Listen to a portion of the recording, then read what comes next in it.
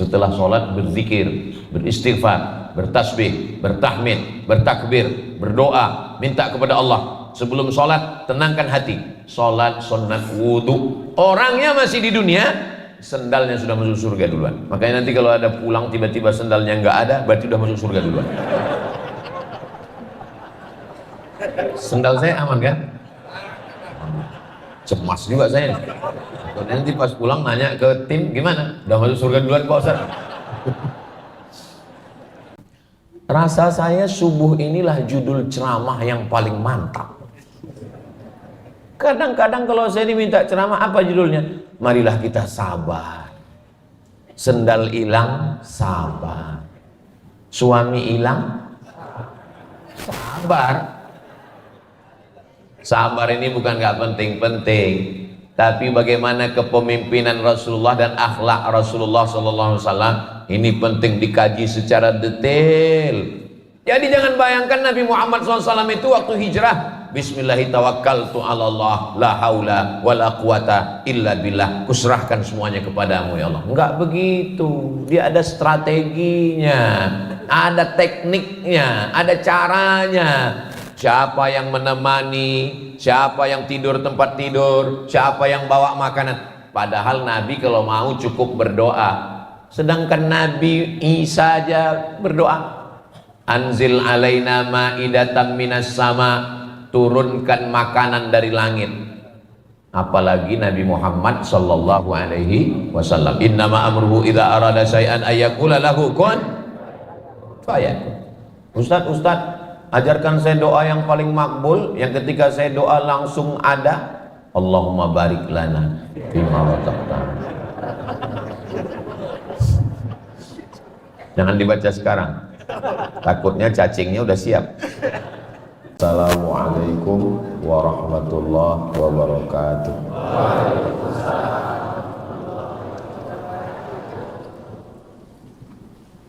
Kalau membeli daun salam,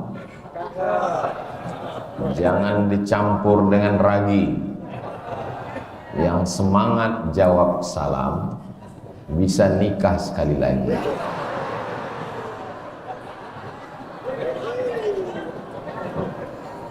Ibu jangan marah dulu, istrinya meninggal. Semoga semua yang hadir ini selalu dalam rahmat Allah SWT. Amin ya Rabbal. Tahun 1986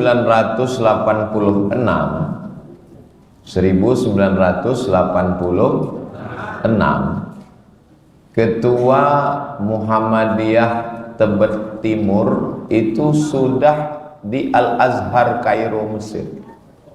Saya masih kelas 4 SD. Itu poin pertama. Kedua, saat berdiri tadi beliau mengatakan ustazi, guru saya. Saya kelas 5 SD. Beliau di Kairo. Terus sekarang beliau bilang guru saya. Yang ketiga, beliau bilang kalau saya terkenalnya cuma di Tebet Timur. Kalau Ustadz Somad di mana-mana. 3 peluru itu dia tembakkan ke hati. Hampir meleleh air mata saya.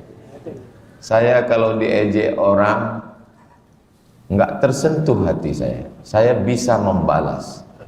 Tapi kalau dibuat begitu, saya hanya bisa menangis. Mudah-mudahan Allah sehatkan guru kita. Allah panjangkan umur. Sehingga nikmat berkahnya melimpah buat kita semua insyaallah. Pengurus Majelis Ulama Indonesia, Dewan Masjid, kalau Tuan pergi ke Mekah, jangan lupa beli sayur kubis. Kalau suara mikrofon sudah berubah, itu tanda waktu sudah mau habis. Saya pakai mic ini aja ya. Yang ini sudah agak lain suaranya. Hadirin hadirat, muslimin muslimat, pengurus Dewan Masjid Indonesia, Majelis Ulama Indonesia, Muhammadiyah, tokoh masyarakat, semua yang hadir ini dimuliakan Allah Subhanahu wa taala. Amin ya rabbal alamin. Judul yang diberikan ke saya adalah meneladani kepemimpinan dan akhlak Rasulullah sallallahu alaihi wasallam. Mudah-mudahan saya bisa menjelaskannya dengan baik. Allah menolong saya dan kita semua. Amin. Poin yang pertama, ketika Hajar Aswad itu dicopot dari sudut Ka'bah itu ada 4. Ada namanya rukun Syami karena mengarah ke negeri Syam.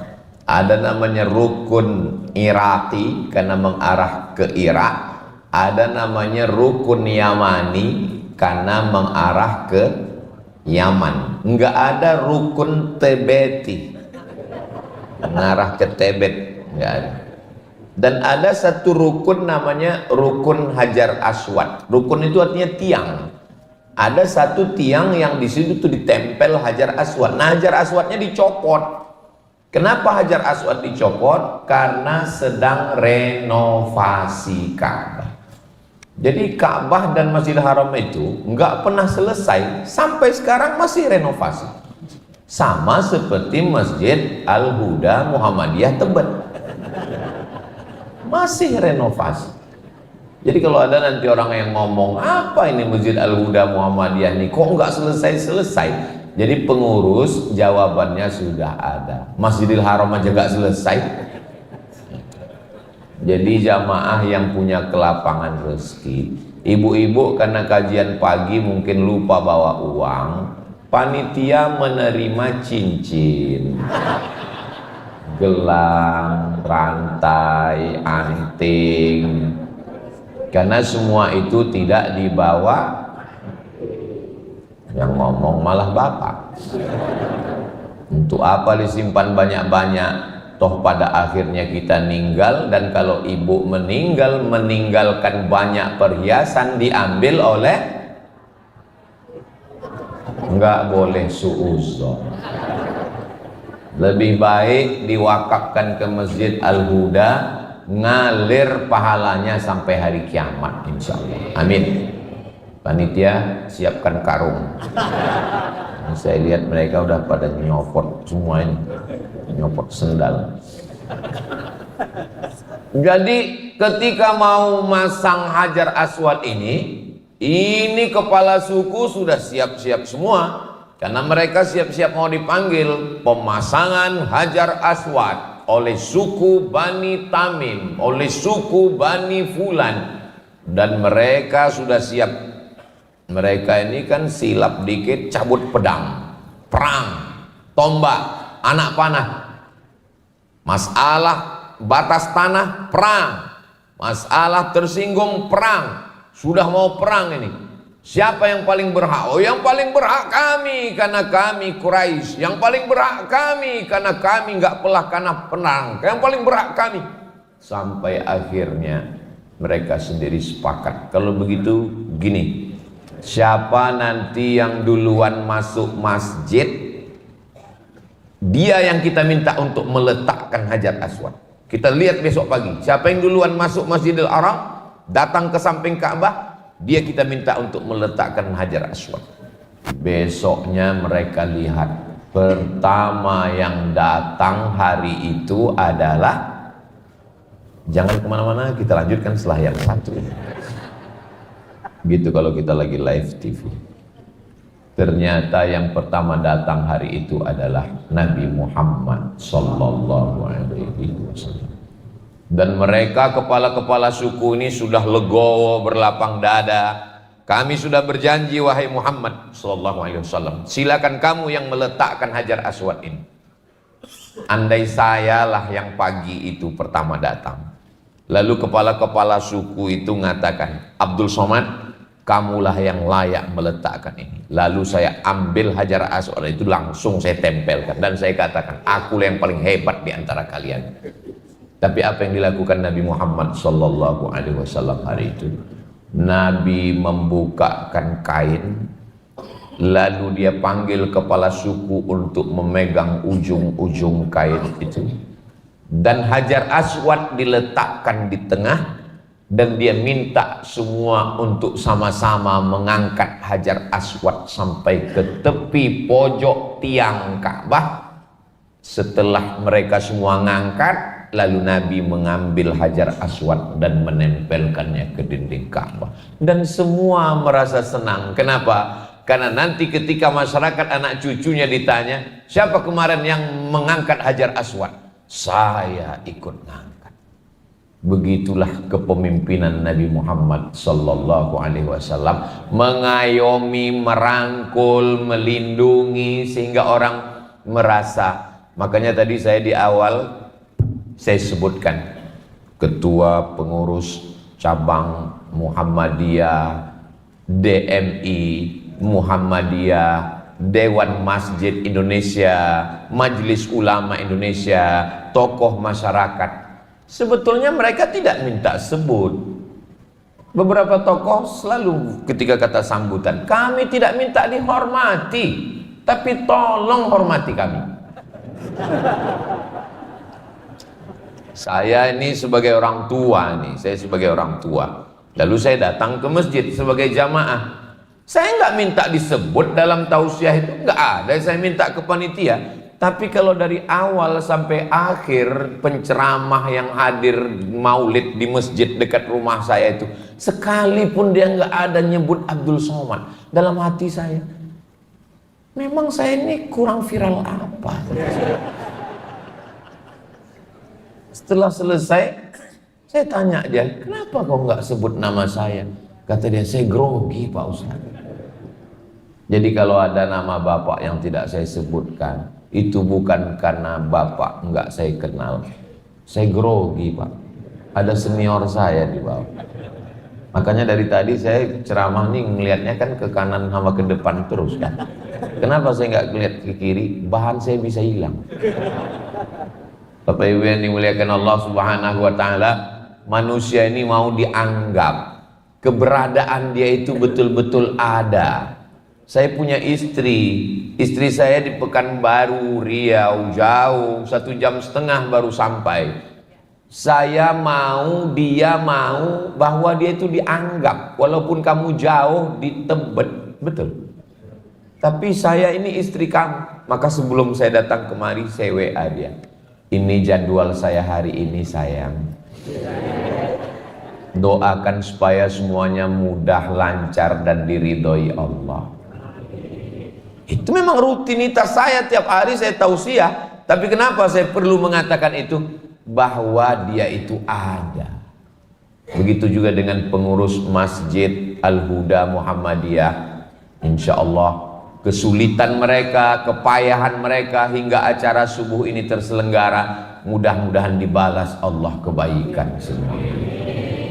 Nah ini pemimpin hari ini mesti begitu. Bapak Camat, Bapak Lurah, Bapak Kades, Bapak Kadus, Bapak RT, Bapak RW mengayomi, melindungi, menghormati, memuliakan. Ada di antara kita ini kalau bahasa kampung kami, didulukan selangkah, ditinggikan seranting. Ada orang-orang tua, tokoh masyarakat, kalau kita jalan, dia didulukan selangkah. Kalau kita tegak, dia lebih tinggi seranting. Nggak jauh tingginya, cuman seranting, nggak sampai 1 senti. Daunnya tempat bernaung, batangnya tempat bersandar, akarnya tempat bersila. Hormati mereka. Saya terus terang duduk di atas kursi, sementara di bawah ada tokoh ulama yang lebih tua dari saya. Ini saya merasa nggak enak ini. Tapi panitia udah nyiapkan kursi, sementara orang susah-susah nyari kursi. Jadi 10 jari saya angkat, mohon maaf kepada Bapak Ibu guru saya semua. Sudikah Bapak Ibu memaafkan saya? Ini namanya akhlak, adab, ajarkan anak kita yang akan menjadi pemimpin masa depan. Hormati alim ulama, kiai, tokoh masyarakat, pendahulu-pendahulu. Kenapa? Kalau sudah tersentuh hatinya, sentuhlah dia tepat di hatinya, dia akan jadi milikmu untuk selamanya. So sweet. Langsung ada yang jawab, Ari Lasso Pak Ustaz. Saudara yang dimuliakan Allah Subhanahu wa taala, itu poin yang pertama. Itu gaya-gaya kepemimpinan Rasulullah SAW. Tapi ada orang yang ketika dia jadi pemimpin, dia nggak mau tahu sama pendahulunya, nggak mau tahu sama kehebatan orang lain. Pokoknya dia yang paling hebat. Apa kata dia? Ana rabbukumul a'la, saya Tuhan kamu. Kalau ada bupati yang ngomong begitu, namanya Bupati Firaun. Kalau ada camat, nggak boleh disebut karena Pak Camat hadir. Saudaraku yang dimuliakan Allah Subhanahu wa taala, mudah-mudahan Allah menjadikan anak-anak kita ini menjadi pemimpin-pemimpin yang berakhlakul karimah. Ini poin yang pertama. Ini terkadang bukannya pejabat yang dipilih masyarakat, baru jadi ketua masjid sombongnya sudah minta ampun. Aduh, nggak enak sama ketua masjid. Berikutnya yang kedua, bagaimana kepemimpinan Rasulullah sallallahu alaihi wasallam. Nabi Muhammad sallallahu alaihi wasallam berada di kota Makkah Al-Mukarramah. Berapa lama? 40 tahun dapat wahyu, 13 tahun berdakwah. 40 tambah 13 sama dengan, kalau Tuan pergi ke Medan, jangan lupa membunuh belatung. Kalau jamaah belum sarapan, memang susah diajak ngitung.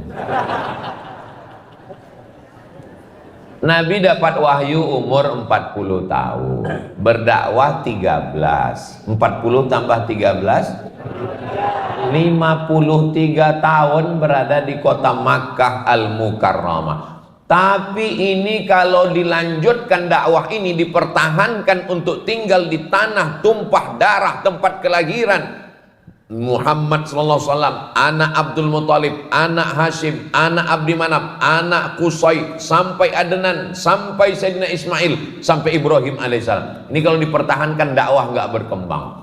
Lalu bagaimana? Nabi tidak mempertahankan egonya, tidak mempertahankan saya Quraisy, saya Arab, saya orang Makkah, tapi dia mundur selangkah. Kita mesti hijrah. Hijrah itu banyak orang yang tidak mau hijrah. Gimana perkembangan dakwah? Gimana perkembangan kehidupan kamu? Saya tidak akan meninggalkan rumah ini, tempat lahir saya ini, sampai mati saya di sini. Iya, tapi organisasi kita nggak berkembang. Nggak apa-apa, biar mati sama saya sekalian. Nabi Muhammad SAW tidak begitu. Dia tidak mengedepankan dirinya, nasabnya, nasibnya. Ini yang jadi heboh sekarang ini kan dua, nasib sama nasab. Nabi Shallallahu Alaihi Wasallam dengan lapang dada, dan hijrahnya nggak langsung tempatnya jelas. Hijrah yang pertama dikirim Ja'far bin Abi Thalib ke satu daerah jauh dari Makkah. Dari Makkah turun ke bawah Yaman, dari Yaman nyebrang Laut Merah Djibouti, dari Djibouti naik lagi ke atas, namanya Habasyah. Habasyah itu sekarang dikenal dengan Ethiopia. Ibu kotanya namanya Addis Ababa. Ustadz kok tahu? Saya pernah ke sana. Ngapain Ustadz ke Ethiopia? Transit. 2019 saya mau ke Sudan. Sudan sedang perang. Pesawat Dubai nggak masuk, pesawat Saudi nggak masuk. Saya nanya, pesawat apa yang berani masuk ke Sudan? Cuman satu pesawat, Pak Ustaz. Pesawat apa? Ethiopia Airlines. Saya terbayang orang-orang yang kurus nggak makan. Wah, Ethiopia, kan ada dulu lagu Ethiopia, nggak boleh nyanyi di masjid. Terbayang saya. Akhirnya jam 5 subuh kami landing di Addis Ababa, Ethiopia. Saya lihat, memang hitam Afrika ini. Rupanya masih malam.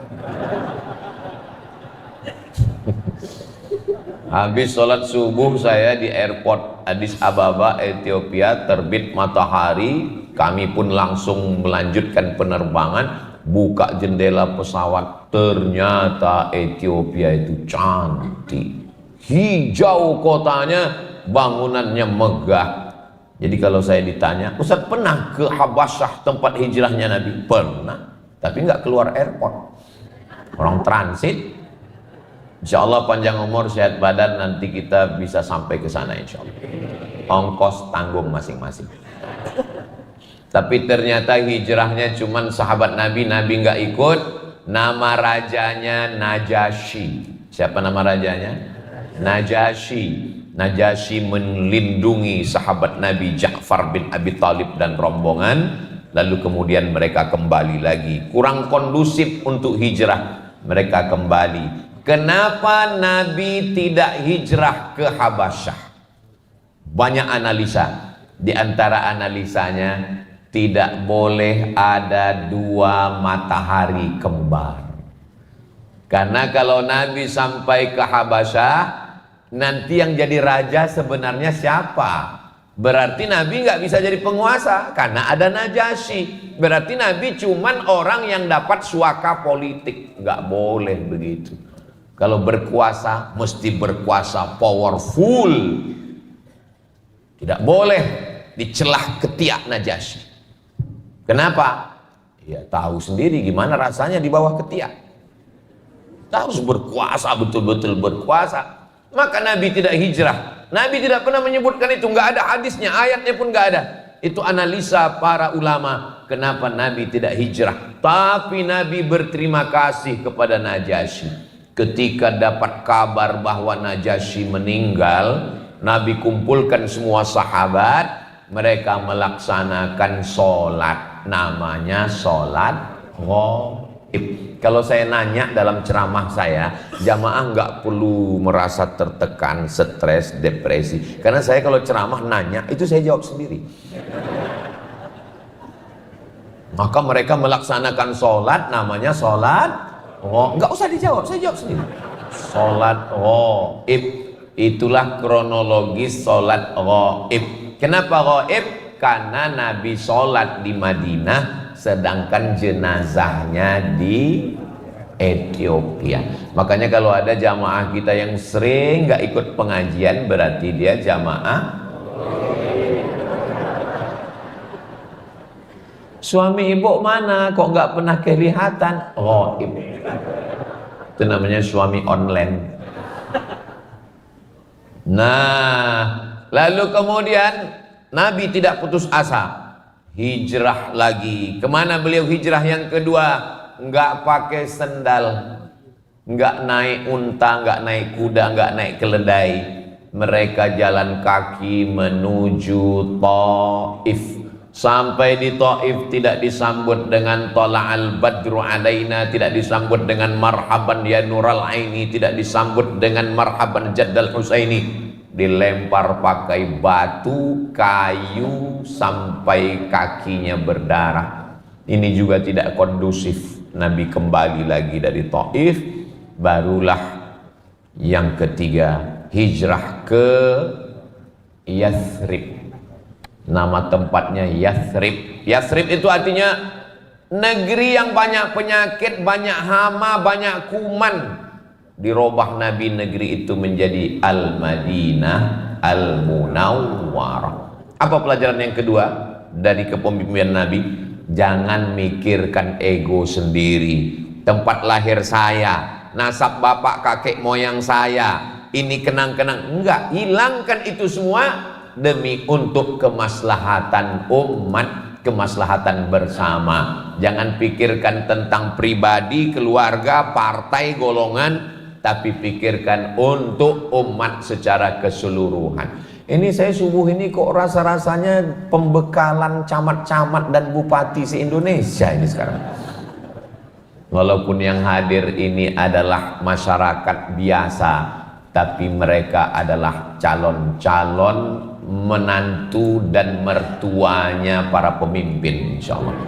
Kami ini bukan pemimpin Pak Ustadz. Bapak mungkin bukan pemimpin, tapi anak bapak, cucu bapak. Ya tapi ini kan yang hadir jamaah biasa, mereka Apa efeknya ceramah Ustadz ini? Memang saya di Masjid Al-Huda Muhammadiyah Tebet, tapi ceramah saya ini ditonton oleh siapapun dimanapun melalui channel Ustadz Abdul Somad Official. Subscribe, like, share, and comment.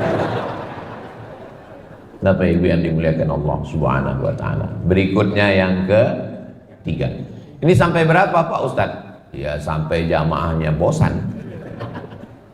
Yang ketiga, Nabi Muhammad sallallahu alaihi wasallam berangkat karena sudah kondusif, enggak lagi kondusif di Makkah, diputuskan untuk hijrah. Saat hijrah ke kota Al-Madinah Al-Munawwarah itu kelihatan gaya kepemimpinannya.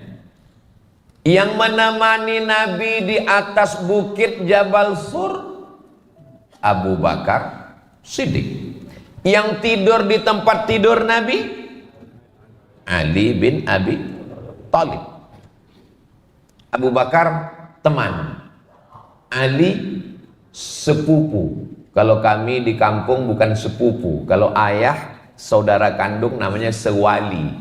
Kenapa sewali? Karena kalau ayah ninggal, kakek ninggal, dia bisa mewalikan nikah.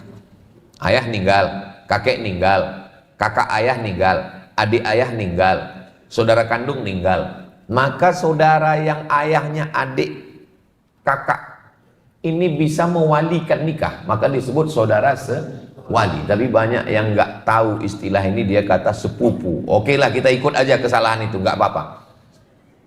Itu saudara kamu apa? Sepupu. Saudaranya gimana? Kakak saya dengan kakak dia, kakak-kakak.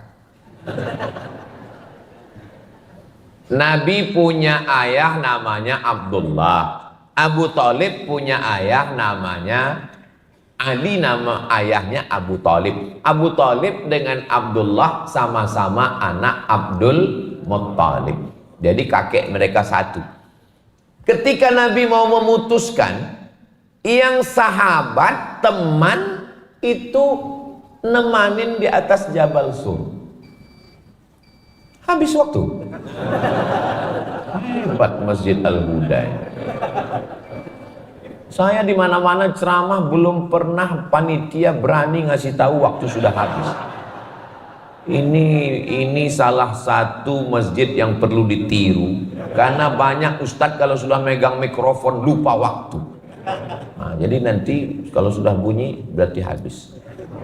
Malam-malam yang sunyi paling enak makan nasi. Kalau alarm sudah berbunyi, itu tanda waktu nggak ada lagi. Itu tanda matahari sudah terbit. Setiap bunyi matahari terbit. Setiap bunyi matahari terbit. Sampai suatu hari dia nggak bunyi, matahari tetap, karena baterainya habis. Kita ini terkadang selalu terikat dengan rutinitas. Tidak selamanya begitu. Nah, ini bisa udah pindah judul ceramah ini. Jadi Nabi Muhammad SAW menempatkan teman sahabat naik ke Jabal Sur. Sedangkan saudara kandung tidur menggantikan di atas kasur. Pertanyaannya, Nabi ini nggak fair. Pas keluarga ringan tugasnya, tapi kalau teman jalan kaki naik ke atas Jabal Sur 3 hari 3 malam nginap, orang tidak mengerti. Justru teman dikasih beban yang ringan, tapi kalau saudara bebannya berat. Apa beratnya Pak Ustadz? Kan tinggal tidur di tempat tidur Nabi. Memang tugas Sayyidina Ali tidur di tempat tidur Nabi. Tapi kalau kafir musyrik itu nggak buka selimut, 14 pemuda dari semua suku menebaskan pedang di tempat yang sama 1 kali tebas. Apa pelajaran yang ketiga dari kehidupan Nabi? Untuk tugas yang berat beri ke saudara, tapi kalau untuk tugas yang ringan beri ke sahabat. Apa yang terjadi dengan orang yang diberikan amanah hari ini? Untuk yang berat-berat ke sahabat, yang mematikan, yang ringan-ringan ke saudara. Tidak begitu yang diajarkan Nabi SAW. Ini menempatkan ini. Kenapa tidak Abu Bakar saja yang di tempat Nabi, lalu kemudian Sayyidina Ali di atas? Karena yang paling resiko hilang nyawa, badan tercabik-cabik, bisa dipancung kepalanya, itu adalah yang tidur di tempat tidur Nabi Muhammad sallallahu alaihi wasallam. Lalu kemudian Nabi pun naik ke atas Jabal Sur. Berapa lama Nabi naik di atas? Naik hari Ahad malam Senin, nginap di atas malam Senin, malam Selasa, malam Senin. Naik ke atas itu Kamis malam Jumat, nginapnya di atas malam Jumat, malam Sabtu, malam Ahad, 3 malam. Ahad malam Senin gak nginap lagi, langsung jalan, 3 malam transit di atas. Ini akhlak Nabi Muhammad sallallahu alaihi wasallam. Saya pun juga begitu. Urusan yang berat-berat saya kasih ke saudara saya. Urusan yang ringan-ringan saya dengan sahabat-sahabat saya. Kenapa? Karena yang berat ini nanti kita akan diminta tanggung jawab di hadapan Allah Subhanahu wa taala. Mudah-mudahan pemimpin-pemimpin kita pun bisa meniru akhlak Nabi Muhammad sallallahu alaihi wasallam. Amin. Berikutnya yang keempat, tolong ini diingat baik-baik karena ini bisa jadi keluar nanti dalam UAS, ujian akhir semester. Yang keempat adalah Nabi Shallallahu Alaihi Wasallam itu hijrah, jangan bayangkan Bismillahirrahmanirrahim, la haula wala quwata illa billah, tidak begitu. Lalu apa yang dilakukan Nabi? Yang menemani di atas Abu Bakar, yang tidur di tempat tidur Ali bin Abi Thalib, yang membawa berita hiruk pikuk di kota Makkah, mana Muhammad, kenapa dia lari sallallahu alaihi wasallam, dia bersembunyi di mana? Berita ini dibawa ke atas.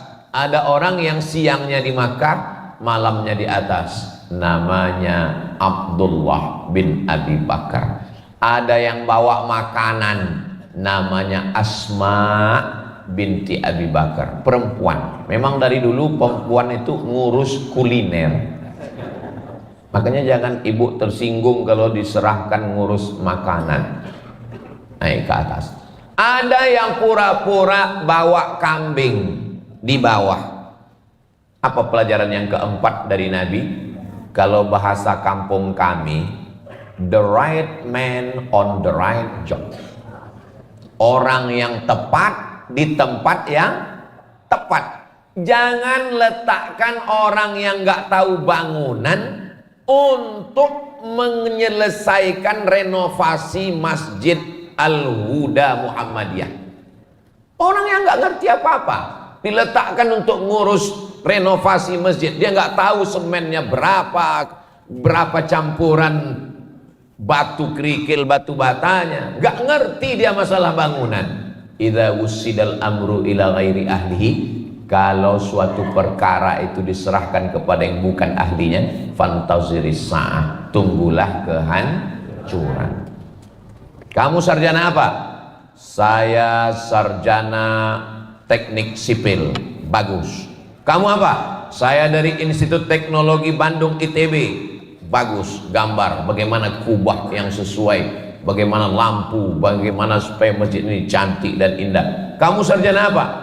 Saya SAG Pak, sarjana agama. Oh, kamu mengurus masalah bagaimana takmir masjid ini. Tempatkan orang sesuai pada tempatnya. Jadi kehancuran kita ini tidak mengikuti akhlak Nabi Muhammad SAW.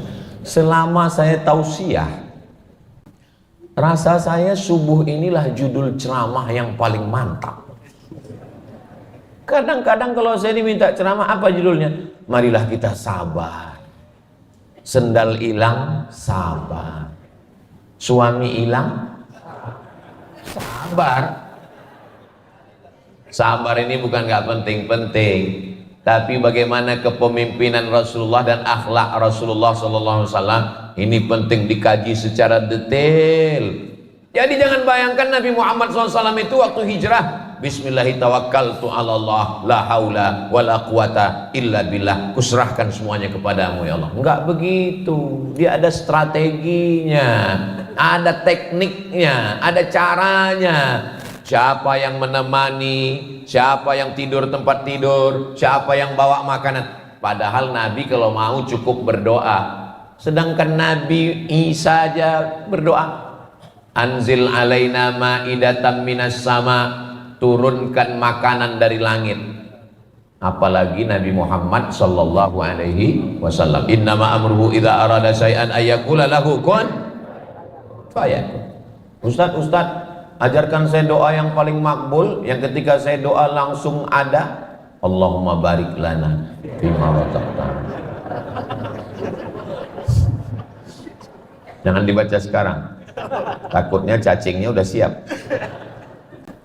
Saudaraku yang dimuliakan Allah Subhanahu wa taala, berikutnya yang kelima. Bagaimana kepemimpinan Nabi Muhammad sallallahu alaihi wasallam? Nabi dengan Abu Bakar Siddiq berdua. Yang jadi guide penunjuk jalannya namanya Ibnu Uraiqid. Bertiga, Nabi, Abu Bakar, Ibnu Uraiqid. Ketemu sama orang di jalan. Orang itu tidak bisa membedakan mana Nabi, mana Abu Bakar. Karena zaman itu mereka kalau nggak kenal orang ya beda sama sekarang. Sekarang banyak orang nggak ketemu saya pun dia sudah tahu yang mana Abdul Somad. Kenapa? Fotonya kan banyak di Instagram.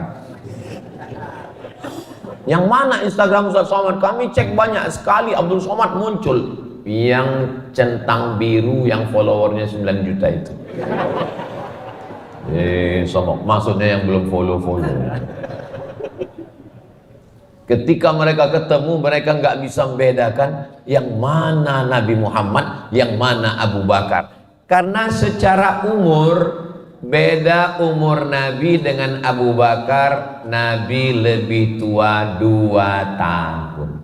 Kita kalau beda 2 tahun, 3 tahun itu nggak terlalu. Siapa di antara adik-adik ini yang umur 27, 28? Itu sebaya dengan saya. Ustaz Somad bohong, masa umurnya 28? Umur ini bukan masalah angka, masalah rasa. Saya tidak melihat ada yang tua di sini. Ah, Ustaz jangan ngomong begitu Pak Ustaz, kami ini udah tua. Yang saya lihat ini hanyalah anak muda yang terjebak di tubuh yang tua. Siapa yang sholat berjamaah subuh ke masjid dengar pengajian, dia adalah anak muda walaupun sudah tua. Siapa yang sampai jam 6 ini belum bangun dari tempat tidur walaupun dia anak muda mahasiswa, sesungguhnya dia adalah panti jompo. Maka semua yang hadir, Sumpah Pemuda. Sumpah Pemuda itu isinya anak muda atau orang tua? Ya nggak tahu. Enggak, anak muda semua, tapi semangatnya muda. Ini sekarang anak-anak muda ini, Adinda, lautan kan kuseberangi, bukit kan kudaki, Masjid Al-Huda kulewati. Muda apanya ini? Jadi Nabi Muhammad SAW dengan Abu Bakar enggak kelihatan mana yang Muhammad SAW, karena hampir-hampir sama. Sekarang pejabat, pemimpin ingin menunjukkan kehebatannya, bajunya sampai 4 lapis. Sekaya-kaya orang bajunya paling banyak 3 lapis. Singlet di dalam, baju kemeja, kain di luar, 3 lapis. Kalau ada orang pakai baju 4 lapis, itu bukan pemimpin, demam. Ada sekda ngasih tahu saya. Kata sekda ini, sampaikan ke Ustadz Somad supaya dia kasih tahu pejabat-pejabat, jangan cuman mau makan nasi goreng malam bawa mobil dinas sampai 4 hanya untuk menunjukkan hebat. Nabi Muhammad SAW, malah pemimpin-pemimpin itu kalau dia mau selamat justru dia tidak menampilkan dirinya lebih dari yang lain. Kenapa? Demi keselamatan dia. Bayangkan kalau tiba-tiba ada yang mau membunuh, kan bingung yang mana ya. Udah bunuhnya aja lah, ternyata pengawalnya. Makanya Saddam Hussein dulu berapa orang yang mirip dengan Saddam Hussein. Makanya Bapak pun diantara kami, coba lihat, saya, Ustadz Qurtubi, Mas Faiz, bentuk badannya sama, bajunya juga sama, kurusnya juga sama. Makanya kadang banyak panitia yang salah salam. Ustadz katanya, ustadznya ini katanya. Bapak Ibu yang dimuliakan Allah Subhanahu wa taala, pemimpin itu hebat bukan karena mobil dinasnya, hebat bukan karena tampilannya, tapi hebat karena prestasinya. Masalah tampilannya ya biasa-biasa saja. Dan inilah yang dilanjutkan oleh Umar bin Khattab. Umar bin Khattab ketika dia dari kota Madinah menuju Palestina. Mudah-mudahan Allah menolong saudara kita di Gaza. Jangan pernah lupakan Gaza. Alah, Ustaz Somad aja lupa Gaza. Palestina. Ibu-ibu pakai jilbab Palestina. Seorang perempuan nggak pakai jilbab, non muslim, diusir dari parlemen Belanda. Buka beritanya di medsos.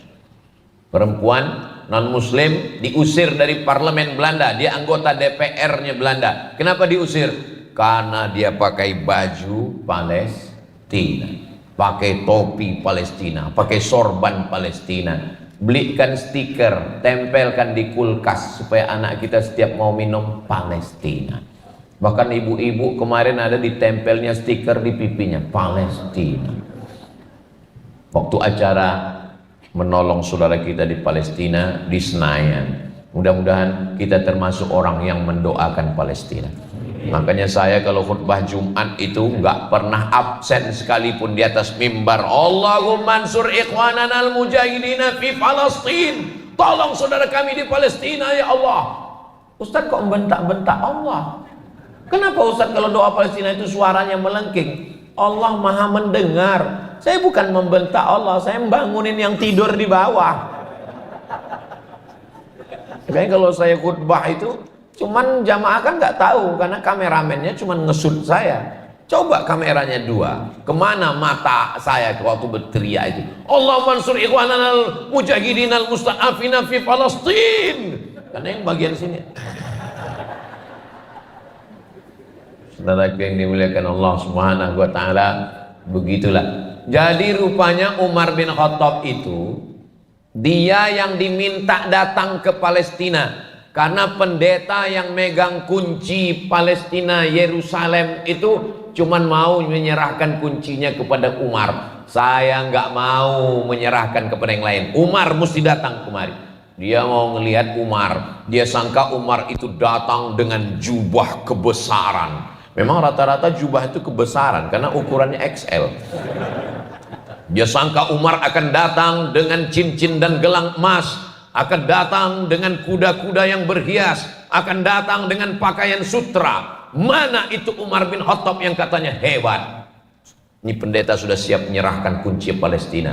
Tiba-tiba dari kejauhan dia lihat ada dua orang laki-laki naik satu ekor unta, yang satu di atas, yang satu di bawah, yang satu di bawah, yang satu di atas, ganti-gantian. Ternyata Umar bin Khattab dengan pembantunya ganti-gantian. Kadang Umar di atas, kadang pembantunya di bawah. Ganti-gantian, pembantunya di atas, Umar di bawah. Pas mau dekat pintu Palestina, giliran Umar bin Khattab di bawah, pembantunya di atas.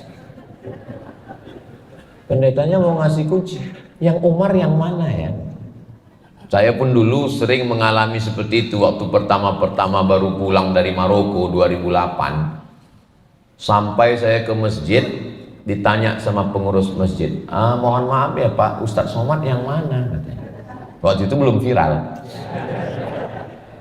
Kan nggak mungkin saya bilang akulah dia. Tiba-tiba khotib Jumat diumumkan sebelum sholat Jumat, pengurus berdiri. Karena Ustadz Abdul Somad LCMA belum juga hadir, maka yang bertindak sebagai khotib hari ini adalah satu pengurus. Naiklah pengurus. Assalam. Padahal saya sudah duduk di depan mimbar dari setengah jam yang lalu. Selesai sholat Jumat, saya pulang di jalan, dia nelpon. Ustadz kok nggak datang? Kata dia. Aku sudah setengah jam nunggu tadi. Ku ajari kau ya bagaimana cara manggil khotib ya, saya bilang. Cara manggil khotib begini, kalau nggak kenal orangnya. Kepada Al-Mukarram Ustadz Abdul Somad dipersilakan naik ke atas mimbar. kepada, panggil 3 kali. Kalau dia nggak datang 3 kali berarti dia nggak ada, baru kau naik. Saya bilang, jangan langsung kau bilang karena dia nggak ada. Nggak mungkin aku berdiri, ada nih, ada.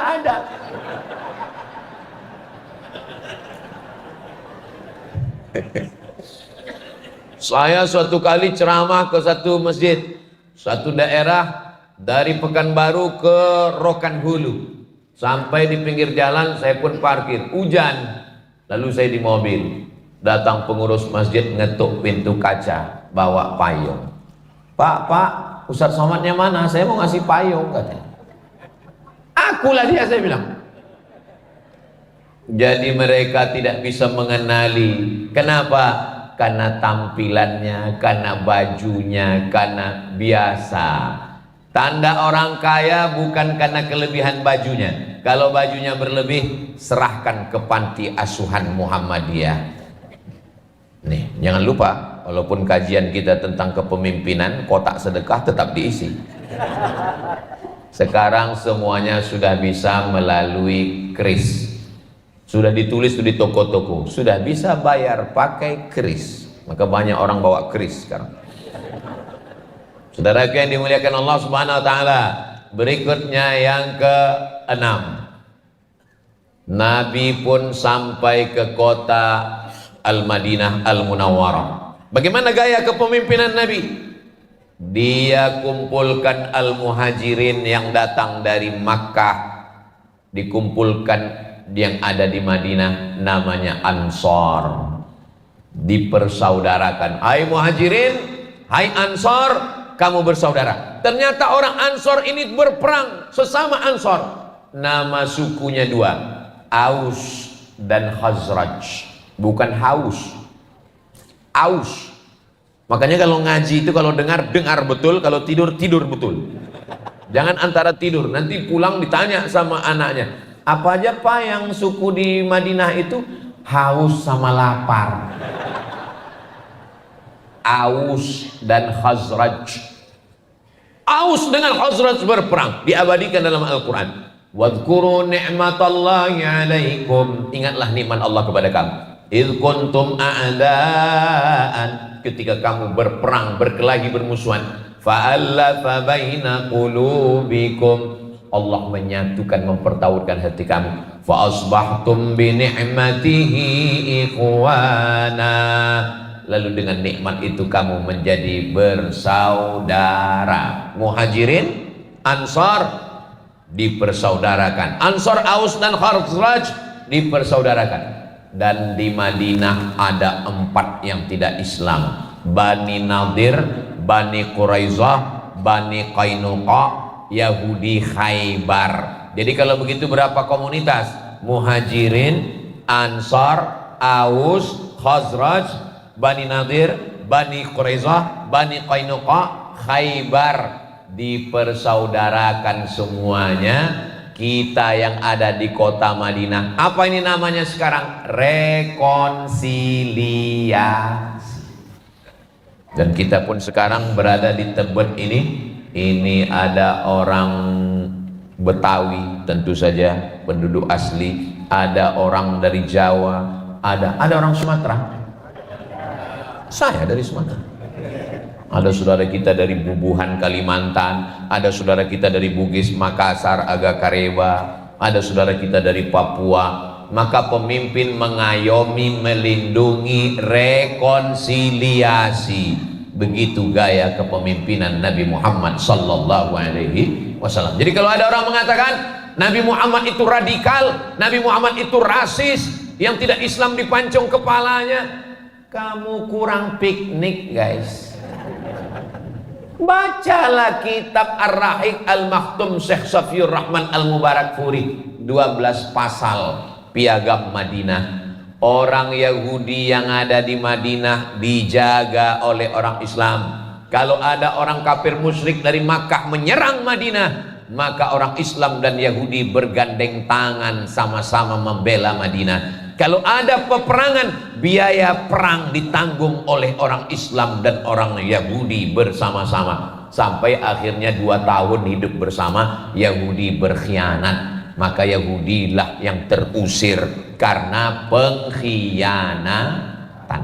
Ini mesti dipahamkan anak kita dengan sejarah ini. Jangan sampai kita tidak bisa membela Islam karena kita tidak mengerti sejarah. Tapi belajar tentang Nabi Muhammad dalam 60 menit. Ustaz Somad kan ceramahnya 60 menit, ya. Tolong ceritakan tentang Nabi Muhammad 63 tahun dalam 60 menit. Bahasa Arabnya mustahil. Saya hanya bisa bercerita kepingan-kepingan poin-poin penting. Makanya kalau ada ustadz kita, guru kita, kiai kita yang ngajar di Masjid Al-Huda Muhammadiyah ini tentang sirah, tentang sejarah Nabi, ikuti. Paling tidak dalam 1 bulan sekali, syukur-syukur bisa 1 pekan sekali. Kenapa? Untuk mengenal Nabi Muhammad SAW. Tak kenal maka tak sayang, tak sayang maka tak ngutang. Berikutnya yang ke-7. Dulu bagaimana kepemimpinan Nabi? Dulu orang yang paling mulia adalah Quraisy. Di bawah Quraisy adalah Arab yang bukan Quraisy. Di bawah Arab adalah orang yang berkulit putih yang bukan Arab. Di bawah yang kulit putih adalah yang kulit hitam. Di bawah yang kulit hitam adalah yang budak hamba sahaya. Ada 5 level: Arab Quraisy, Arab non Quraisy, kulit putih, kulit hitam, hamba sahaya. Kira-kira saya ini masuknya ke level berapa ya? Saya ini kan antara hitam dan hitam manis. Begitulah klasifikasinya. Tapi begitu Nabi Muhammad SAW sampai ke kota Makkah, ini kan dari Madinah nih, menyusun kekuatan di Madinah 8 tahun. Tahun ke-8 Nabi masuk lagi ke kota Makkah. Yang naik ke atas Ka'bah setelah Ka'bah dibersihkan dari patung berhala, lukisan, dibakar 360 patung, semuanya bersih. Setelah bersih, Nabi minta mengumandangkan azan ke atas. Siapakah yang mengumandangkan azan di atas Ka'bah? Gak usah dijawab, saya jawab sendiri. Bilal bin Rabah. Allahu Akbar, Allahu Akbar. Tidak seperti itu, agak-agak mirip lah. Kenapa yang naik bukan Abu Bakar? Karena kalau Abu Bakar Siddiq yang naik, dia Quraisy, berkulit putih dan mertua Nabi. Kenapa bukan Utsman bin Affan yang naik? Karena kalau Utsman bin Affan yang naik, dia Quraisy, orang Arab, berkulit putih, orang kaya, menantu Nabi. Kenapa bukan Sayyidina Ali yang naik? Karena kalau Sayyidina Ali yang naik, dia Arab Quraisy, keturunan Nabi Ibrahim, sepupu Nabi, menantu Nabi. Yang naik adalah orang yang level paling bawah. Bilal bin Rabah itu kampungnya namanya Nubia. Ini Mesir, ini Sudan. Sungai Nil mengalir dari laut Mediterania sampai ke bawah, sampai ke lembah Victoria. Mesir, Sudan. Antara Mesir dan Sudan lokasinya di Afrika Utara, ada satu kampung kecil namanya Nubia. Orang Nubia ini warna kulitnya 2, hitam dan hitam sekali. Bilal bin Rabah, budak hamba sahaya berkulit hitam, dialah yang naik mengumandangkan azan. Jadi orang kafir Quraisy itu sebetulnya yang berat bagi mereka bukan sholat. Yang berat bagi mereka bukan puasa. Yang berat bagi mereka adalah menerima orang yang rendah tiba-tiba dinaikkan Nabi. Itulah yang mereka bangkit emosi mereka. Sampai-sampai ketika Bilal azan itu, apa kata mereka di bawah? Alhamdulillah bapakku sudah mati sehingga tidak melihat burung gagak ini azan. Burung gagak kata dia yang azan itu, orang berkulit hitam. Mereka ego, sombong, menyepelekan orang, meremehkan orang. Gaya kepemimpinan Nabi Muhammad sallallahu alaihi wasallam yang diangkat adalah Bilal bin Rabah. Nabi memanggil Bilal, "Ta'al ya Bilal, sini Bilal." Ada apa ya Rasulullah? Sami'tu daffana 'alaika baina yadayya fil jannah. Aku dengar suara gesekan sendalmu di surga. Kresek, kresek. Tanda mikrofon mahal itu gitu. Aku dengar suara gesekan sendalmu di surga. Orangnya masih di dunia, berkulit hitam, miskin, susah, hamba sahaya. tapi suara sendalnya sudah masuk surga. Apa amalmu wahai Bilal? Apa kata Bilal? Saya tidak pernah meninggalkan sholat sunat 2 rakaat setelah berwudu. Itulah sholat sunat wudu. Bagi yang belum sholat sunat wudu, nanti ambil wudu, sholat sunat wudu 2 rakaat. Ustadz sudah sholat sunat wudu. Tadi sebelum kesini saya ambil wudu, habis wudu saya sholat sunat wudu. Habis sholat sunat wudu, sholat sunat taubat, banyak dosa. Habis sholat sunat taubat, sholat sunat tahajud. Ternyata nggak nengok handphone, rupanya terlambat. Nggak ngelihat WA, tim sudah di bawah, Ustadz kami sudah nunggu. Terlambat. Makanya akan datang sebelum sholat sunat, buka handphone dulu. Ini banyak orang buka handphone setelah sholat. Assalamualaikum warahmatullahi wabarakatuh. Assalamualaikum warahmatullahi wabarakatuh. Setelah sholat berzikir, beristighfar, bertasbih, bertahmid, bertakbir, berdoa, minta kepada Allah. Sebelum sholat tenangkan hati. Sholat sunat wudu. Orangnya masih di dunia, sendalnya sudah masuk surga duluan. Makanya nanti kalau ada pulang tiba-tiba sendalnya nggak ada, berarti udah masuk surga duluan. Sendal saya aman kan? Cemas juga saya. Nanti pas pulang nanya ke tim, gimana? Udah masuk surga duluan Pak Ustaz? Tapi yang dimuliakan Allah Subhanahu wa taala, begitu gaya kepemimpinan Nabi Muhammad sallallahu alaihi wasallam. Berikutnya yang ke-8. Bagaimana Nabi? Yang ke-8, Nabi mengangkat seorang panglima perang yang akan dikirim. Kalau Nabi ikut perang namanya ghazwah. Apa namanya? Ghazwah. Kalau Nabi nggak ikut, yang dikirim pasukan namanya sariyah. Apa namanya? Sariyah. Lalu satu pasukan dikirim. Ustadz, nama istri saya ghazwah, berarti perang terus. Mohon maaf ya Bu, ghazwah terus. Nabi mengirim pasukan. Nama panglima perangnya namanya Usamah. Siapa namanya? Usamah. Usamah artinya singa. Usamah. Saya mau kasih nama anak saya Usamah, nggak jadi. Tapi kalau namanya disambung dari awal sampai ujung jadi Usama. Sami Ahmad Mesbahi Ibadillah, itu Usama. Enggak Pak Ustadz, kan Sami Ahmad Mesbahi, kok jadi Usama? Kalau dia jadi Ustadz, Ustadz Sami Ahmad Mesbahi Ibadillah, kan jadi Usama. Saya sudah setting dari sekarang. Usama artinya singa. Banyak ustadz-ustadz ini kalau di atas mimbar singa, tapi pas di rumah jadi kucing. Kenapa? Karena istrinya suka Hello Kitty. Usamah bin Zaid. Nama ayahnya Zaid, nama kakeknya Harithah. Maka nama lengkapnya adalah Usamah bin Zaid bin Harithah. Diangkat Nabi menjadi panglima perang, umurnya 18 tahun. Yang umur 18 angkat tangan. Masya Allah, perasaan 18. Berapa umur Muhammad Al-Fatih menaklukkan Konstantinopel? 3 versi, 19, 20, 21. Loh, umur kok bisa 3? Karena mereka ikhtilaf tanggal lahir dan tahun lahir. Tapi berkisar antara 3, 19, 20, 21. Berapa umur panglima perang yang diangkat Nabi Usamah bin Zaid? 18. Muhammad Al-Fatih 19, 20, 21. Tanya anak-anak muda sekarang, berapa yang sudah kau taklukkan? Hati dia. Nabi mengangkat pemimpin layak, memang hebat, maka dia diangkat. Karena memang dia layak diangkat, memang dia punya kemahiran, kehebatan.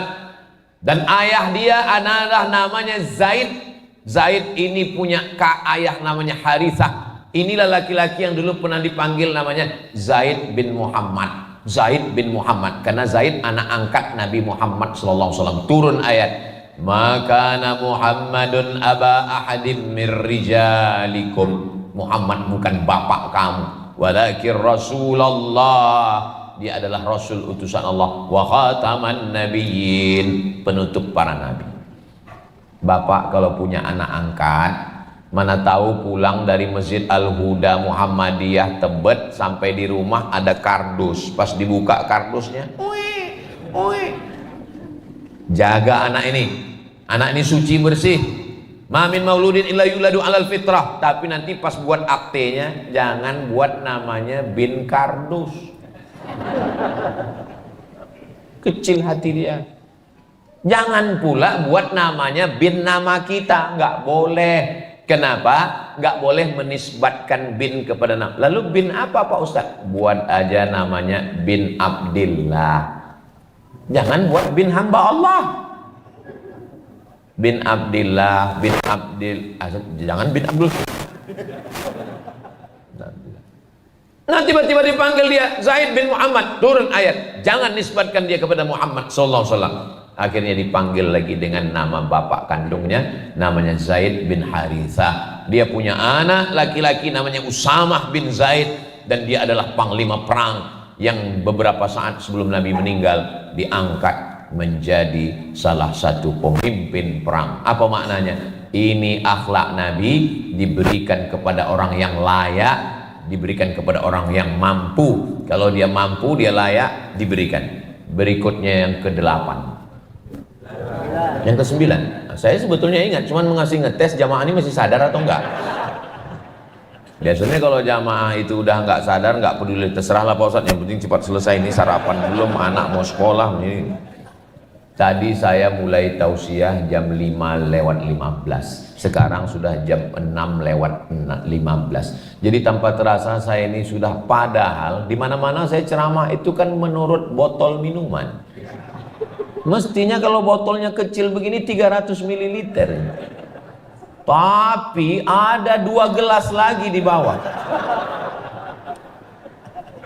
Saudaraku yang dimuliakan Allah Subhanahu wa taala, saya berharap poin-poin yang saya sebut, sengaja saya ucapkan poin-poin biar mudah diingat, dan videonya nanti bisa dipotong-potong adik-adik kita, di share. Alhamdulillah Pak Ustadz, ceramah Ustadz itu saya share semua. Pernah dengar? Enggak. Saya nge-share aja Pak Ustadz. Dapat, saya mau limpahan amal share aja Pak Ustadz. Khawatirnya nanti waktu ditanya malaikat, dia udah masuk surga, baru di-share aja. Bapak Ibu yang dimuliakan Allah, saya tidak mampu menceritakan kepemimpinan dan akhlak Nabi. Itu hanya secuil 0,00 sekian persen. Mudah-mudahan bisa kita amalkan bersama insya Allah. Terima kasih atas segala perhatian. Mohon maaf segala kehilapan. Saya tutup dengan pantun penutup, menangkap puyuh di Bukit Selasih. Thank you dan terima kasih. Subhanakallahumma wa bihamdika asyhadu an la ilaha illa anta astaghfiruka wa atubu ilaik. Wa sallallahu ala nabiyyina Muhammad wa ala alihi washabbihi wasallam walhamdulillahirabbil alamin. Wassalamualaikum warahmatullahi wabarakatuh.